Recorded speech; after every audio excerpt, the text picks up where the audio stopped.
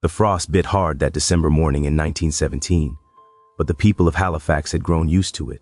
War had turned their quiet port into the beating heart of Canada's Atlantic effort. Gray warships crowded the Bedford Basin like wolves at a kill, and every pier groaned under crates marked for France. Children walked to school past barbed wire and sentries. Mothers queued for rationed sugar while counting the days until their sons came home from the trenches. On Pier 6, in the Richmond district, the French steamer Mont Blanc lay low in the water, heavier than any ship her size had a right to be. Her captain, Lemedec, stood on the bridge chewing the end of an unlit cigarette.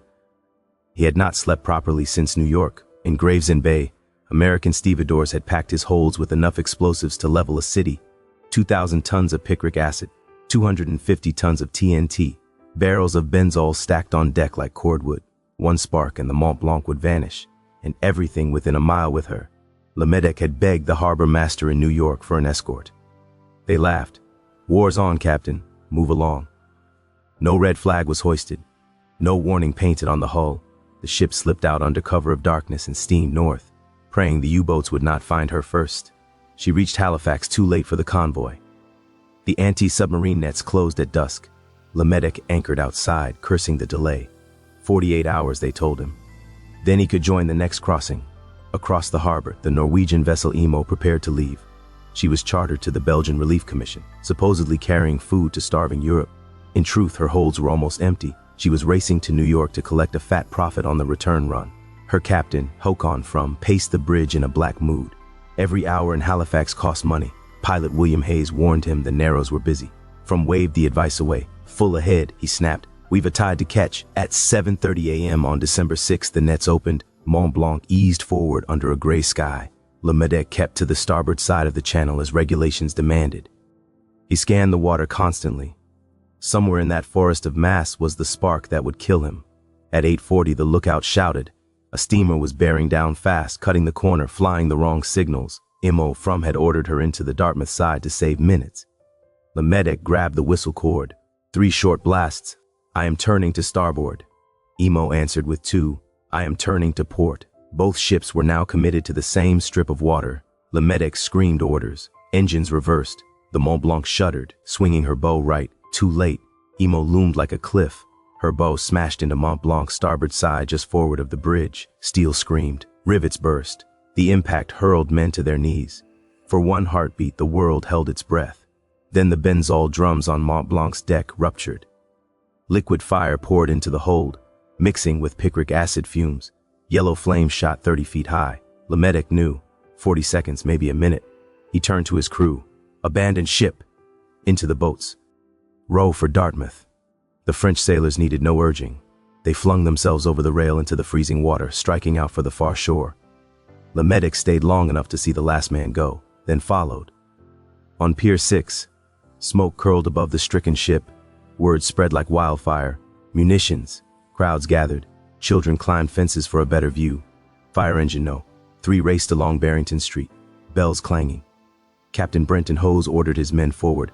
"Wet down the pier. Keep the crowds back." But the pier was wooden, soaked in creosote. Flames leapt from ship to shore. Sparks swirled into the sky. At the railway station, dispatcher Vincent Coleman stared out the window. He had worked the Halifax, run for 20 years. He knew every ship that came and went. When he saw the French tricolor and the smoke, his stomach turned over. "That's the ammunition ship from New York," he whispered. His colleague reached for the door. Coleman pushed him back. "Get out, run. What about you?" "I've got to stop the trains." Coleman sat at the telegraph key. His fingers danced across the brass. "Stop trains, munition ship on fire, Halifax. Explosion. Imminent. Guess this, is goodbye." The message flashed up the line to Truro, to Moncton, to every station along the Intercolonial Railway. The passenger express from St. John, 300 souls aboard, screeched to a halt 10 miles outside the city. Coleman laid the key down, folded his arms, and waited. At 9:35 a.m., the Mont Blanc reached critical mass. The explosion was beyond sound. It was pressure, pure and absolute. A white flash lit the harbor brighter than noon. Then a black wall of smoke and debris roared outward at 700 miles an hour. The shockwave flattened Richmond. Houses disintegrated into matchwood. St. Joseph's Church collapsed like a house of cards. The Protestant orphanage vanished. Only the iron stove remained, glowing red. Every window in Halifax and Dartmouth shattered into razor rain.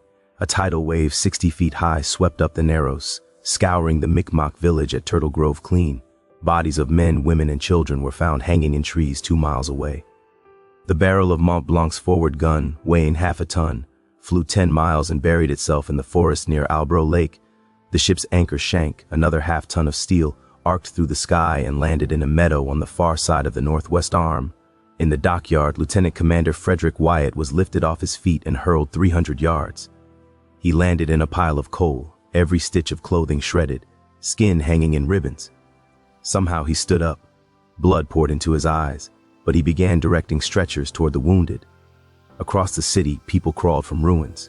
Mothers searched for children who would never answer. A priest gave last rites to rows of bodies laid along the common. The air stank of cordite, burning wood, and blood. Then the snow began. A blizzard roared in from the northwest, dumping 18 inches in 12 hours. Temperatures plunged to zero. Fires raged unchecked because water mains had burst. Survivors froze where they fell. In the wreckage of Richmond, 14-year-old Barbara Orr dug with bare hands until her fingers bled. She found her little brother Ian pinned beneath a beam. His eyes were open, staring at nothing. Barbara sat in the snow and rocked him until rescuers pulled her away. At the makeshift hospital in the Academy of Music, surgeons worked by lantern light. Limbs were amputated with carpenter's saws. Ether ran out by noon. Children screamed as glass was picked from their eyes with tweezers. Over 500 would be blinded for life. The death toll climbed. 1,000, 1,500, 1,800. No one knew for certain. Bodies were burned in piles because there was no wood left for coffins. On the Dartmouth shore, Captain Lemedek stumbled ashore with his crew. Naval police arrested them on the spot. "You caused this," a lieutenant snarled. Lemedek said nothing. His ship was gone, his city was gone. His life was over. Across the harbor, Captain From stepped off the damaged Emo and lit a cigar. Reporters swarmed him. "A tragic accident," he said smoothly. The French ship was in the wrong channel. No one asked why Emo had been on the wrong side first. By nightfall, help began to arrive. Trains from Truro, from Amherst, from as far as Boston.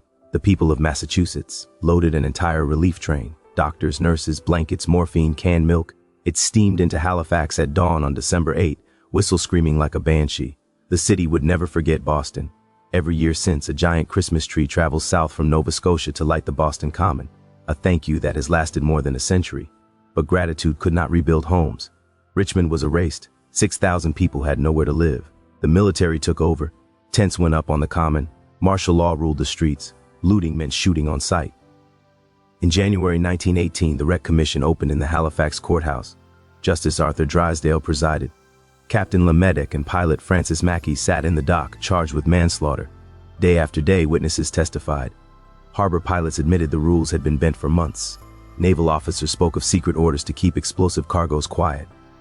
Wireless messages that could have warned the city were never sent, because the Admiralty feared German spies might overhear. The prosecutor painted Lemedek as a coward who fled his ship. The defense produced documents proving the French captain had begged for permission to warn the shore and been refused. In the end, Drysdale's report spread blame evenly. Navigational errors by both vessels. No one went to prison. Lemedek returned to France a broken man and died within a year. Mackey drank himself to death. Captain From sailed away and never looked back. The Micmac of Turtle Grove received no compensation. Their dead were buried in unmarked graves. For decades, school books called it the Halifax explosion, as if the indigenous village had never existed. Years passed. Richmond rose again, its crooked streets replaced by a neat grid. The first modern urban planning in Canada. The dockyard rebuilt bigger, stronger. Another war came, then another. Hiroshima and Nagasaki dwarfed Halifax's tragedy in raw power, but scientists still studied the 1917 blast. It remained the benchmark for non-nuclear catastrophe. In 1976, a young historian named John Griffiths found classified files in Ottawa, orders from 1917, still stamped secret, proof that the Royal Canadian Navy had knowingly allowed loaded ammunition ships into the harbor without escorts, without warnings, without red flags, proof that wireless silence had been enforced, even when lives depended on it. Griffiths published his findings. The government tried to silence him. Too many reputations still rested on the old lie. But the truth has a way of surviving. Today, on the slope of Fort Needham, a simple memorial bell tower stands where Vincent Coleman sent his last message. Every December 6 at 9:04 a.m., the bells ring out across the city. People pause in the streets. Children in classrooms fall silent. They remember the morning the sky fell. They remember the French ship that should never have entered the harbor. They remember the Norwegian captain who cut the corner to save an hour. They remember the Micmac village washed away like it never was. And they remember Vincent Coleman tapping out his final words so a train full of strangers might live. That is what really happened in the Halifax explosion. Not an accident, not bad luck. A chain of choices made by men who valued secrecy, speed, and profit over 2,000 human lives. The harbor is quiet now. The warships are gone. Cruise ships tie up where the Mont Blanc once burned.